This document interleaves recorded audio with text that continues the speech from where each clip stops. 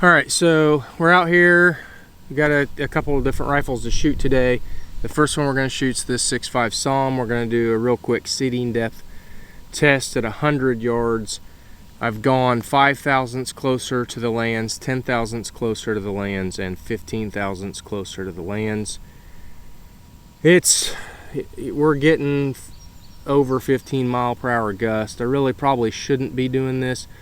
I don't think it's going to move the bullet enough for me to not be able to tell which seating depth I need to use. Hunting season's coming up, and this barrel is actually going to go get Cerakoted and set in a Defiance XM ultralight later today, so I need to get this figured out. Hopefully it cooperates. Otherwise, we'll have to screw it onto that ultralight and start tuning again. It's August 10th. I've got work things to do over the next 6 weeks, and I'll be leaving for 3 weeks for a hunt, so I really need to get this thing going. But I've got the target down there. We're gonna walk through, do 3 at a time, let it cool. This does put a little bit of heat in the barrel.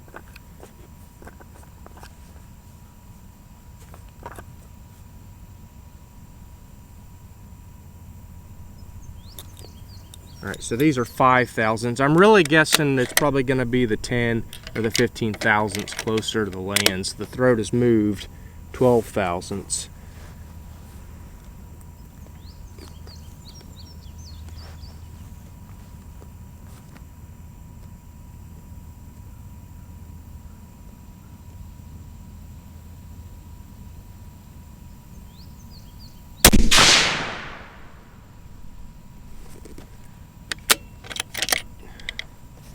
That was 30-14.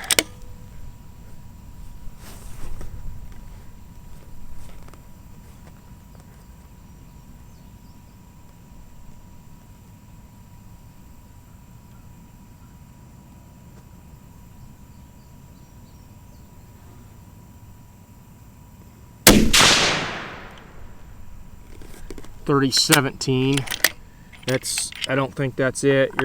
That's already about a half MOA group.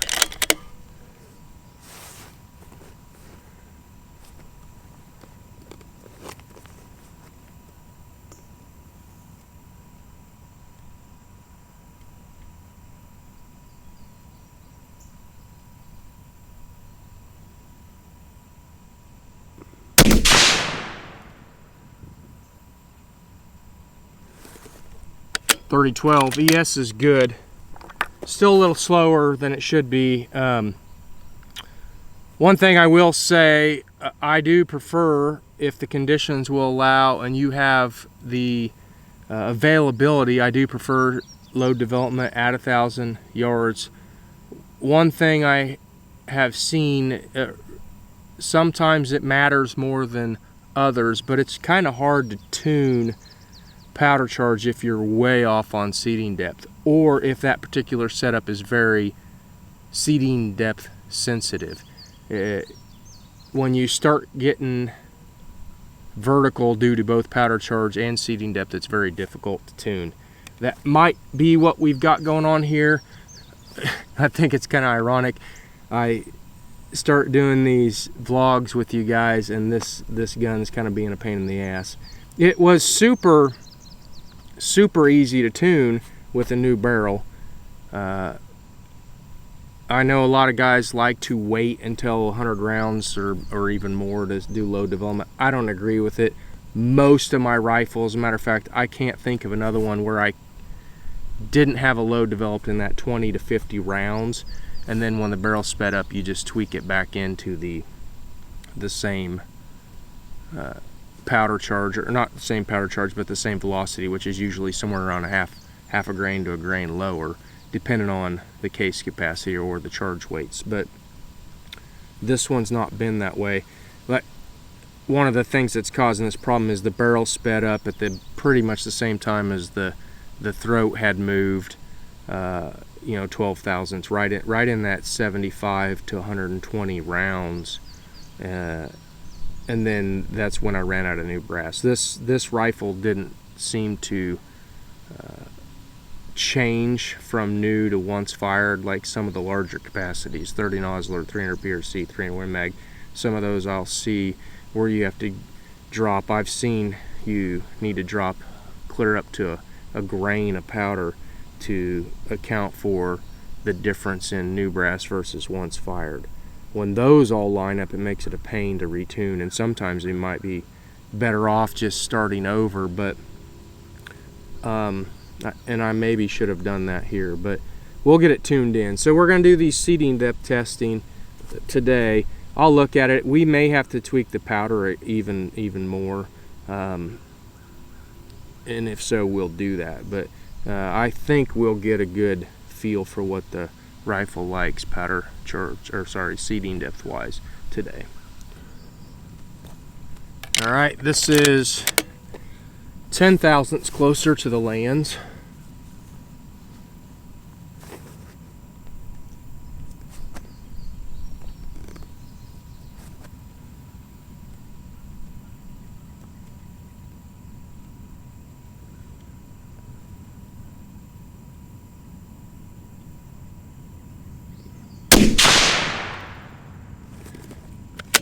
It's 30-25.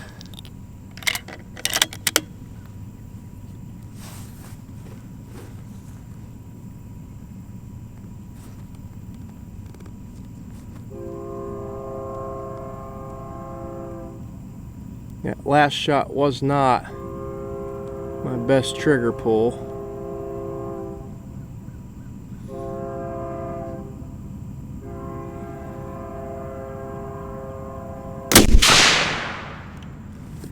.30-15.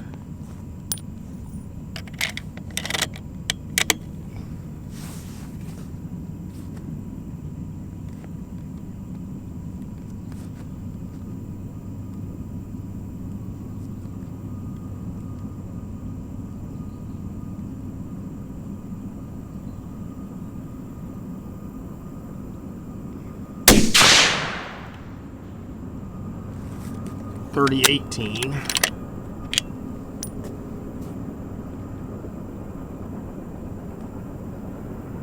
Let this cool. That group might have been a little smaller, but it wasn't huge. A huge difference, I guess I should say.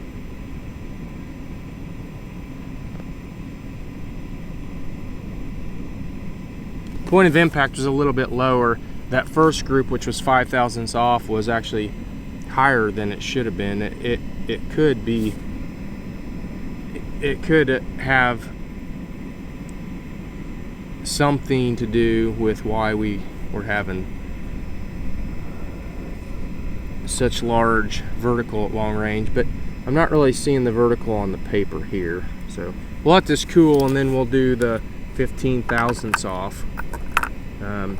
In any case, the gun can shoot better than what's down on the paper, so our powder charge may not be quite right. And based on our velocities, I may need to go up still another tenth or two. But we'll let it cool and go from there. Okay, you got the barrel cooled. We'll go ahead and shoot the 15 off.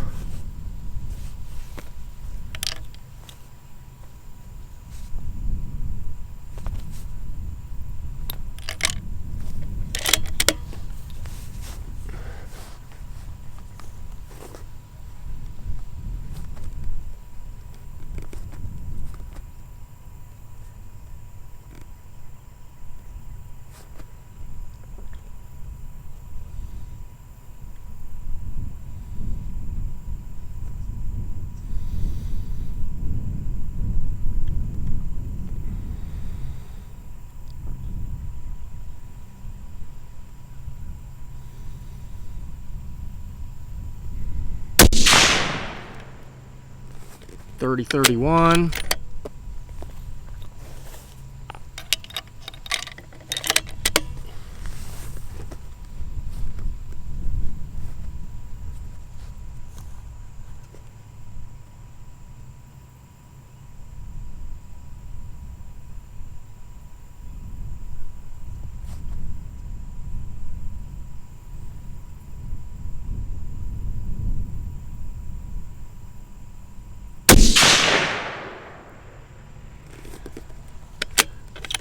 3009. That probably shouldn't shoot this. That group is already huge, probably 3/4 minute.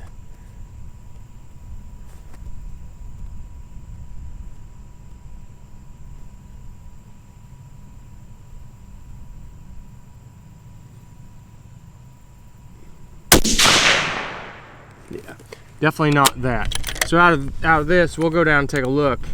But out of this, I think it is the 10 off load that's going to be the best. But we're going to have to tweak it.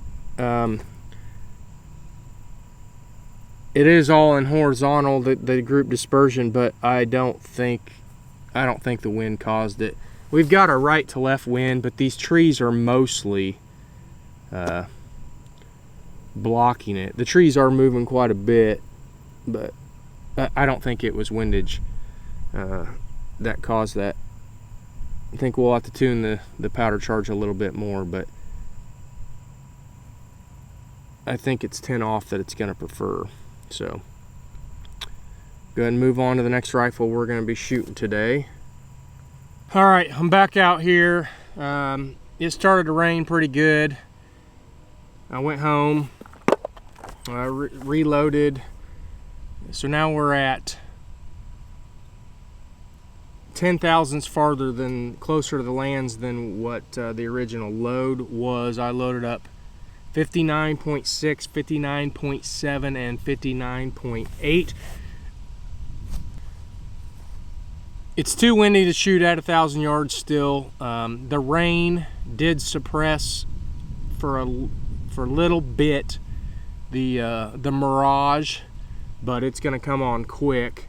I'm not going to run the other camera just because there's still some rain in the area. The sun is out right now, but I don't want to mess with getting that put away when it comes. So we're going to go ahead and shoot these three. We'll let it cool, and we'll shoot the next higher charge, and then let it cool and do the last. So let's see what we get here.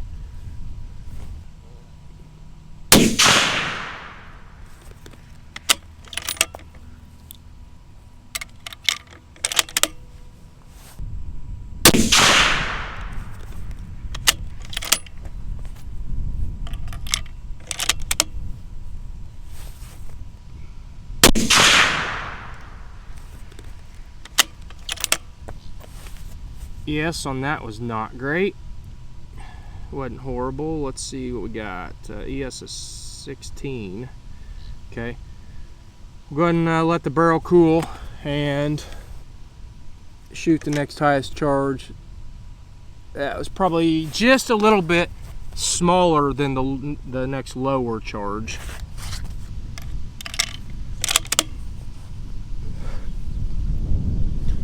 All right, this is 59.7.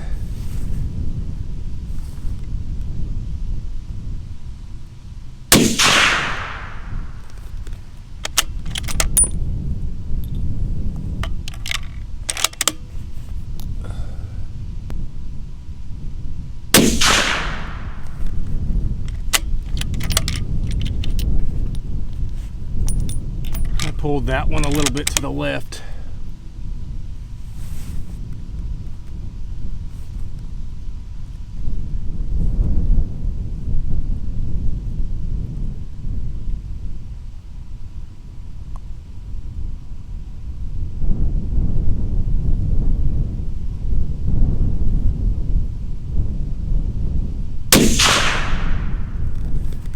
That's unfortunate because the first and the third went in the same hole essentially. I pulled that second one left. The crosshair was to the left of the aim point when the trigger broke. The ES on that was not great. I think, even though that's not the best group it's done, I think that 59.6 could be the load. Let this cool for a little bit.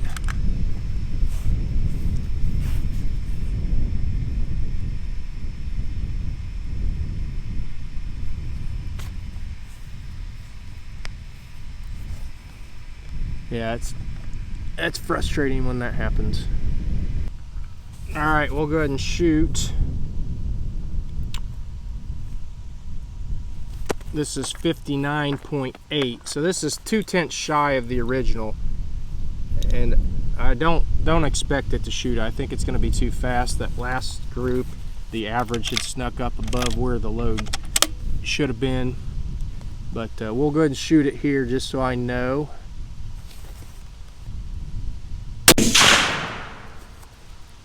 I don't know, that was 30.29.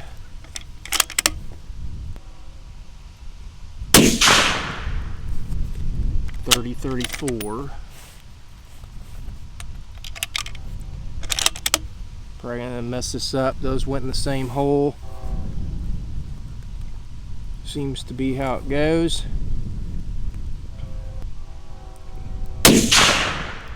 Yep, 30.21.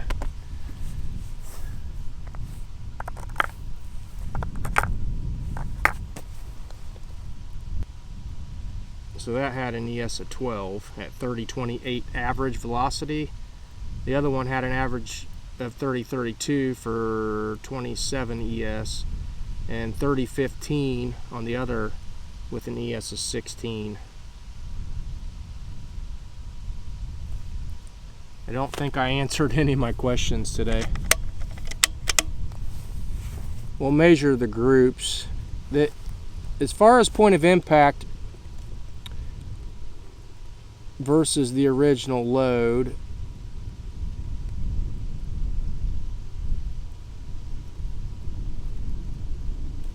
the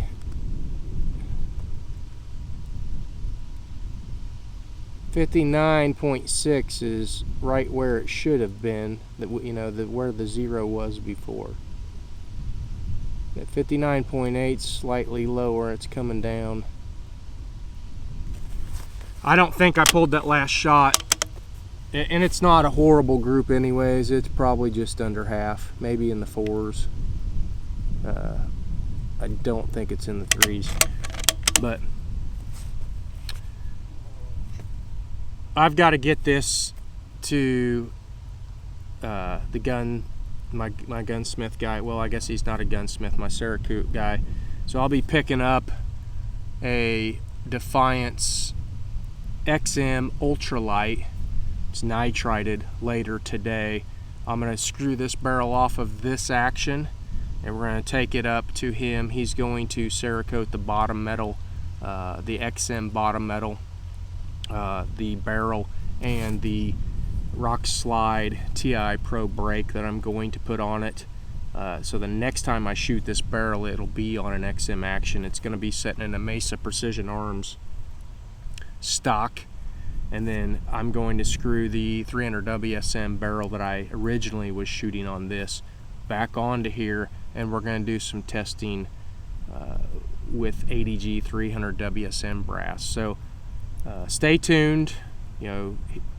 Hit that like button, hit the subscribe button, turn on notifications. That way, if you're watching these vlogs, you'll be able to follow along. You don't want to miss any, because I'm going to try to keep them as best I can in chronological order. I've got a lot of different projects going on at the same time, so there will be a lot of parallel paths as far as the video series. But we appreciate you taking the time to watch. Have a great day. All right, so here we've got 59.6 grains on the left, 59.7 in the middle. I shanked that left lower one, and then you got 59.8 on the right, and I'm probably going to run that 59.6. We'll do some more testing long range, but this is as far as it's going to get in its current configuration. I wanted to get out here and get this as far along as I could before I swap components.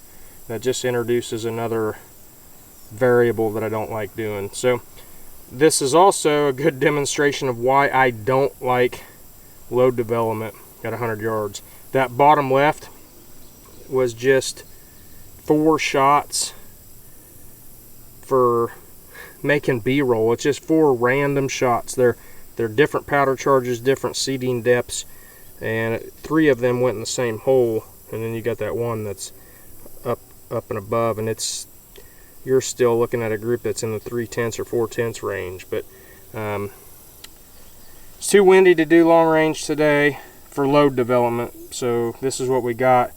I'm going to call 59.6 grains the load until I prove it otherwise long distance, and we're going to move the seeding depth 10 thousandths closer to the lands versus what I originally had, which is basically the same point it like 25 thousandths off. But like I said, you can't just chase the lands because the throat configuration is moving. It's not a nice clean throat like it was when it was new when you were shooting. So chasing the lands isn't always going to work, and I would say more often than not it's going to work. You need to kind of scoot them out and check groups, But this is going to be the last of the vlog series for the 6.5 SAUM in the current configuration.